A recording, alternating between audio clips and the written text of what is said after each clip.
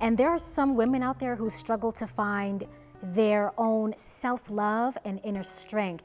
Can you give the women out there any advice on how they can strengthen the relationship with themselves, and how can they find confidence and see themselves differently? You know, it's not something that I believe you can read a book and develop. I think that having self-esteem and self-worth, confidence is something that takes a very long time to develop. Mine, I know exactly where my self-esteem and my confidence came from. I was raised by a wonderful set of parents, particularly my mother, because mothers, obviously, they give a priceless gift to their daughters. They teach them how to be women.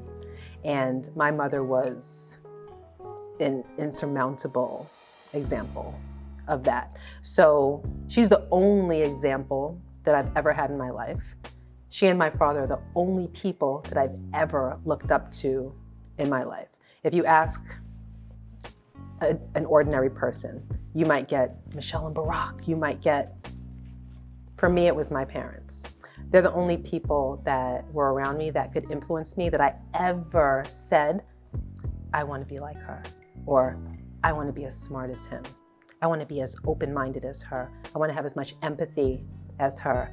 I want to be as cool, chill, and down to earth as him. You know, they taught me things like, and Rashawn says this all the time, the way that he puts it is, you treat the janitor like the CEO. I lived in a house where that was paramount. My parents would never stand for me treating someone less than. They didn't raise me to ever feel as though anybody was less than. So with that, it was a constant drilling of confidence. I always thought that I was the best at everything, whether it was the truest thing or the most false thing. It didn't matter.